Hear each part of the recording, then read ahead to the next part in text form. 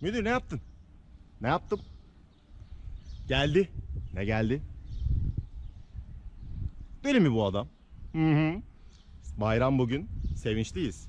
Neden sevinçliyiz? Arkadaşlar koltuklar geldi, spoiler geldi, motor kapağı geldi. O geldi, bu geldi. Arabanın içinin çoğu tamamlandı. Size birazdan bunları göstereceğiz. İşte karşı tarafta organizasyon geliyor. Hadi bakalım. Abi gel hadi yavaştan halletmeye başlayalım.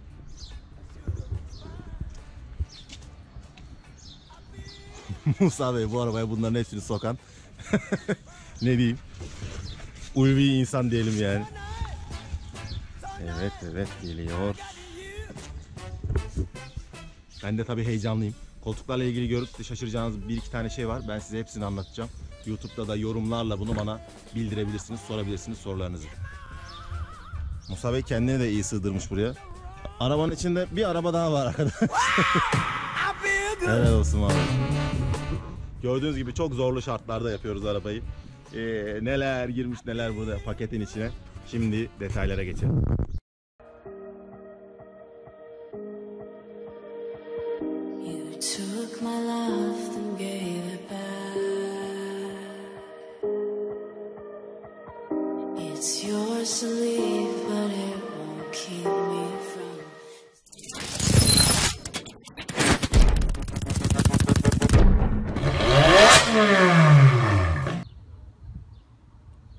Abi ne yapıyorsun ya?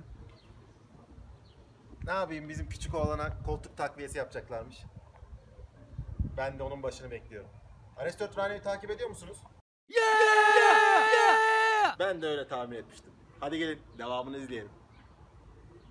Ben geldim.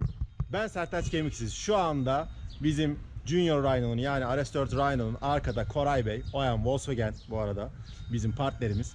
Koltuklarını değiştiriyor. Ares koltuklarını takıyoruz. Önleri değiştirdik, arkaları değiştirdik, arabanın içini değiştiriyoruz.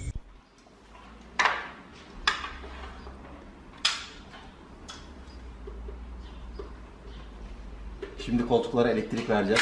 Bakalım bütün fonksiyonları çalışıyor mu? Biliyorsunuz bunlar İngiltere'den geldi, ikinci el olarak geldi ama çok temiz diyorlardı. Göreceğiz.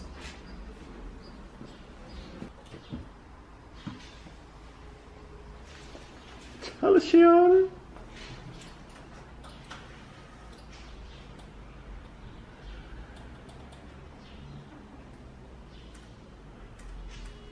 Kısmen çalışıyor. Şişirme de muhtemelen çalışıyor bence. İşte üstüne oturmadığımız için.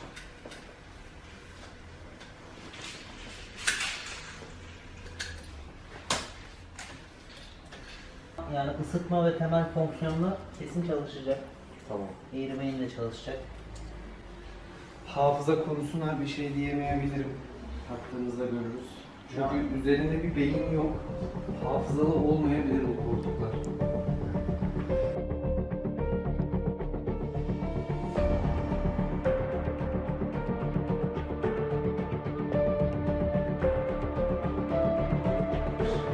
Bu bütün aslında elektrik, koltuktan gelen bütün kabloların, motorlardan vesaire her şey. M3'ünkide de öyle beyin var. O beyine bağlandı mesela şu en arkadaki Mobil beyin işte. gibi bir mobil. O hafızayı sağlayan o. Hafıza tuşları da ona bağlıdır. Evet. O aldığın pozisyonu hafızaya alır. Oradan. Memoride tutar. Tamam. Bastığın zaman Mesela- o komutları tekrar verir. Ama o beyni sökersen, mesela bu elektrik verdiğin gibi buralardaki ilerisi gerisi hiç çalışmaz. O beyni sökersen çalışmaz. Çalışmaz işte. ama Bunda bu beyin çalışıyor. yok. Beyin Aynen. yok. Beyin yok. Beyinsiz bu. Belki fazla akıllı biri.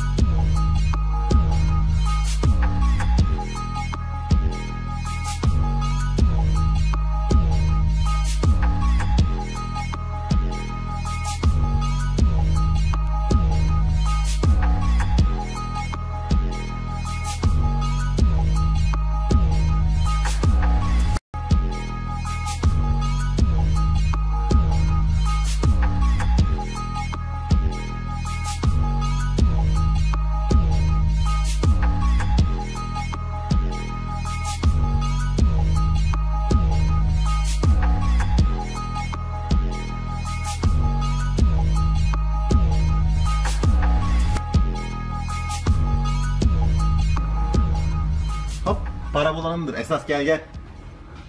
Bu para bu para artık kimsenin parası olmuş. Şurada görüyor musunuz? Dur ben paramı yerde koyar mıyım hiç? Galiba koyarım.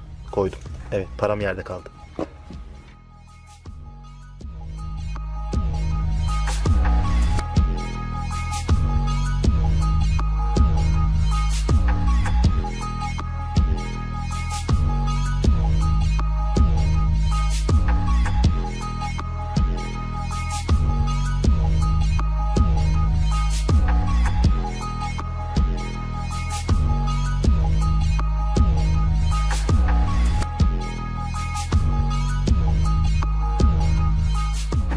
Evet, bayandan az kullanılmış ikinci el.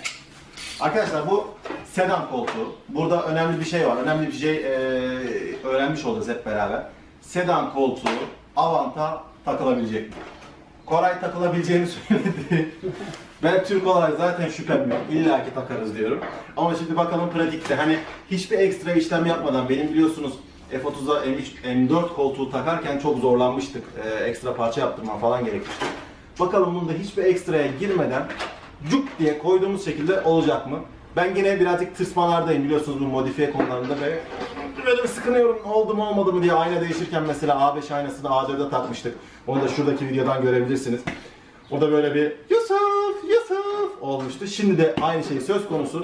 Ama şöyle bir göz hizasında baktığımız zaman hani böyle ölçülere falan, şuradaki bizim koltuk işte. Bu ayaktaki de yeni koltuk.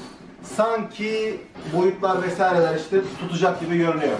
Ama bilmiyorum. Göz yanılması da olabilir. Göreceğiz. Ben soymaya devam ediyorum kendilerini.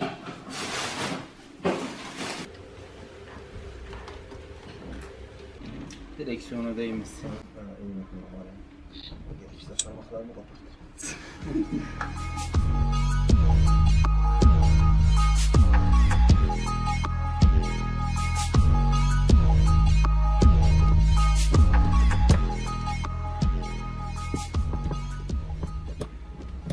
Arkadaş ben böyle güzel iş görmedim.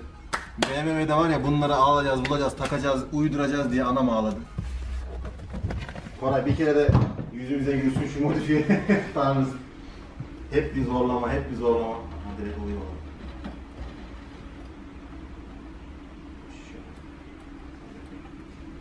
Allah.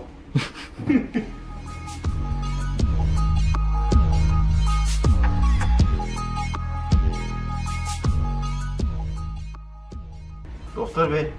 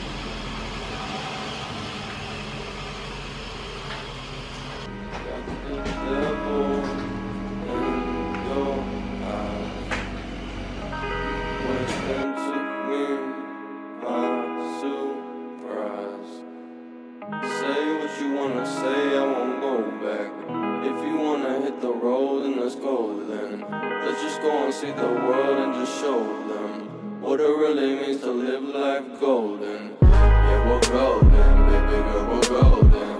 They're about to see us shine, cause we're golden.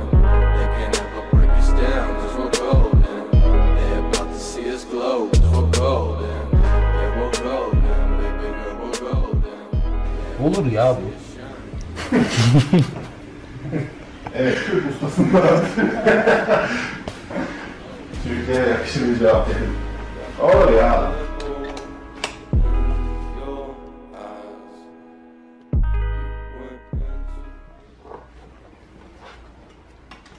Şimdi Koray'ın yapmaya çalıştığı, benim koltukta bardaklık var ve tablet vardı Avant olduğu için.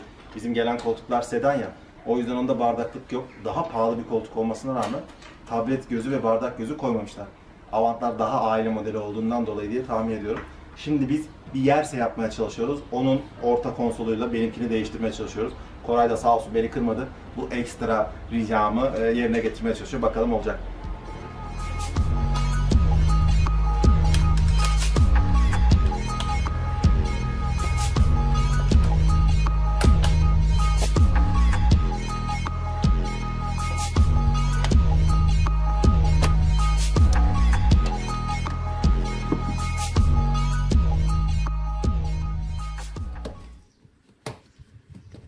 Görüyorsunuz arkadaşlar, sedan koltuğuna Avant oturdu. Ya da öyle olmadı. Nasıl oldu? Avant'a sedan koltuğu oturdu.